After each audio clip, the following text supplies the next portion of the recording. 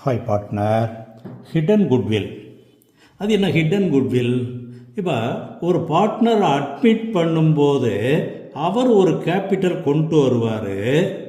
ஆனால் மற்ற பார்ட்னருடைய கேபிட்டலை விட அதிகமாக அவர் கேபிட்டல் கொண்டு வந்தார்னா அந்த அதிகமான பணம் தான் goodwill.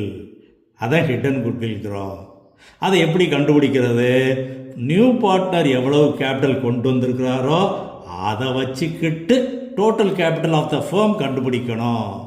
That is capital brought by new partner into reciprocal of new partner share. இது total capital of the firm on the basis of new partners capital.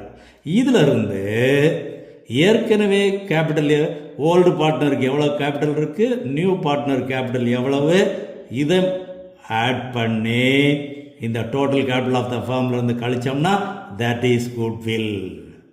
இதை தான் ஹிடன் குட்வில்கிறோம். இதே இது retirement or death of the partner வரும்பொழுதும் hidden goodwill வரும். அவங்களுக்கு மொத்தமாக after all adjustment that is realisation reserve இதெல்லாம் சேர்த்தது போக ஒரு 5 லட்ச ரூபா கொடுக்க வேண்டியிருக்கு.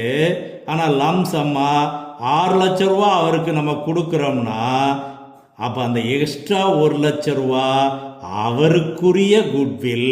அதில் இருந்துக்கு குட்வில் ஆஃப் த ஃபர்ம் கண்டுபிடிக்கலாம். அதுவும் ஹிடன் குட்வில். 2 மெத்தடில் அட்மிஷன், ரிட்டையர்மெண்ட், டெத் எப்போ வேணாலும் அந்த ஹிடன் குட்வில் வரலாம். அதுக்கு என்ட்ரி போடும்போது குட்வில் ரேஸ் பண்ணால் ஒரு என்ட்ரி.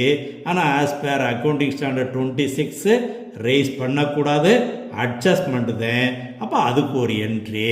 அது என்னங்கிறது நம்ம கோல்டன் பாயிண்ட் 4 அட்மிஷன் ஆஃப் பார்ட்னரில் கோல்டன் பாயிண்ட் 4ல் டிஸ்கஸ் பண்ணியிருக்கோம். முழுமையாக பார்த்துக்கோ. Okay, I like you partner.